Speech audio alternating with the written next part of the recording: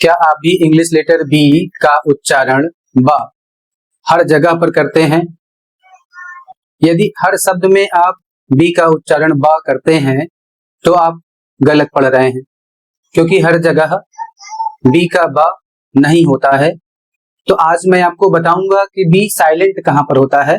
यहां पर शब्द है LAMB और इसका सही उच्चारण होगा लैम्ब। यदि आप इसका उच्चारण लैम्ब करते हैं या लाम्ब करते हैं, यह बिल्कुल गलत है। इसका रीजन मैं अभी बाद में आपको यहाँ पर बता दूंगा, बोर्ड में लिखा भी है। दूसरा शब्द है कॉम्ब, COMB। इसका यदि आप उच्चारण करते हैं कॉम्ब या फिर कॉम्ब, यह गलत है। तीसरा शब्द है बॉम्ब, इसका यदि उच्चारण आप करते हैं बॉम्ब। अगला शब्द है क्लाइंब और इसको लोग उच्चारित करते हैं क्लाइंब, यह गलत है। बॉम्ब गलत है, कॉम्ब गलत है, लैम्ब गलत है। और अगला शब्द है नम्ब, इसका यदि उच्चारण आप करते हैं नम्ब तो गलत है। डाउट शब्द, बहुत से लोग इसको क्या पढ़ते हैं, इसको पढ़ते हैं डाउट, जबकि यह उच्चारण गलत है। अगला शब्द है, इसका लोग उच्चारण करते हैं सब्टल, जबकि सब्टल उच्चारण नहीं करना है। सही उच्चारण क्या है? तो सही उच्चारण सटल होता है, सबटल नहीं होता है। अब इसका मुख्य कारण क्या है?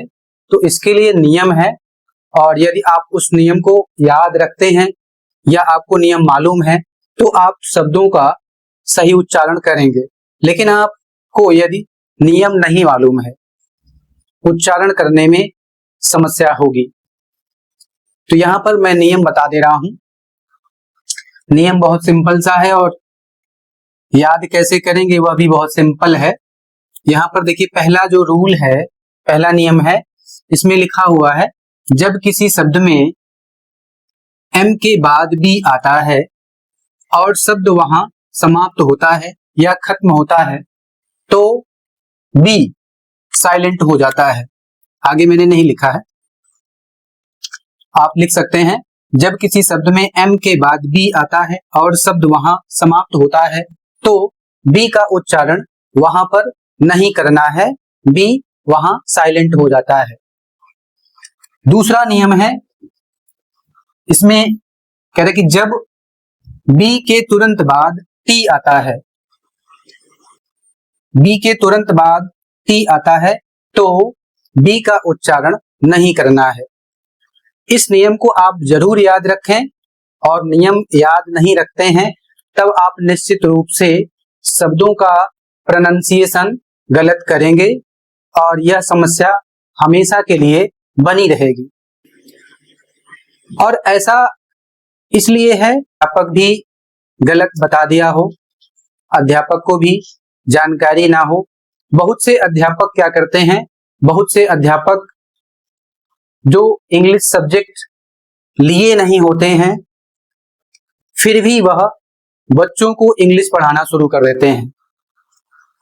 यहां पर अध्यापक यह नहीं सोचते हैं कि मैंने इंग्लिश सब्जेक्ट नहीं लिया है, मैंने व्याकरण नहीं पढ़ा है और मैं बच्चों को गलत पढ़ा सकता हूं, और वह अपने ज्ञान के लिए बच्चों को गलत सिखा दिया जाता है और जिसके कारण बच्चे भी वही बोलना शुरू कर देते हैं जो अध्यापक द्वारा सिखाया गया होता है।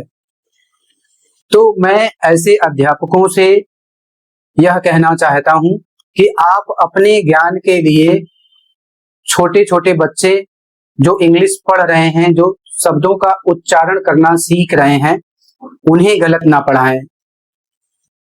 और बहुत से अध्यापक को मैंने देखा है कि उनका इंग्लिश सब्जेक्ट नहीं होता है, उनका सब्जेक्ट कुछ और होता है और वह हाई स्कूल लेवल तक इंग्लिश पढ़ा देते हैं। इसकी मुख्य वजह है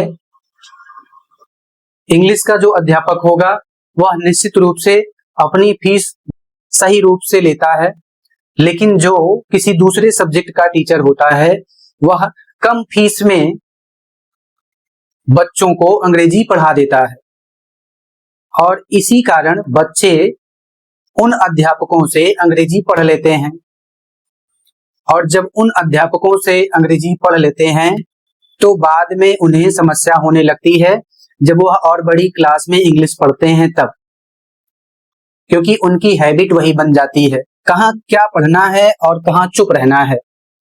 जैसे हाउ टू रिमेम्बर,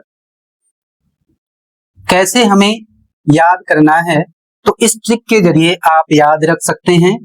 यहां पर लिखा हुआ है MB at end, अर्थात M और B पर समाप्त होता है शब्द तो वहां पर B चुप हो जाता है या B साइलेंट हो जाता है। दूसरा शब्द है BT at end, अर्थात B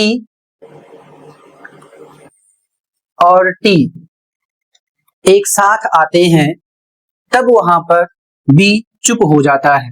बस थोड़ा सा आपको इसमें डिफरेंस दिख रहा होगा। डिफरेंस ये है कि M के बाद B आया है और इसमें डिफरेंस है कि T के पहले B आया है।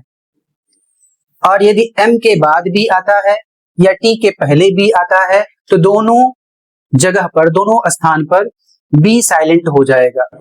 यह वीडियो ज्यादा से ज्यादा बच्चों के पास शेयर करें जो अंग्रेजी सीख रहे हैं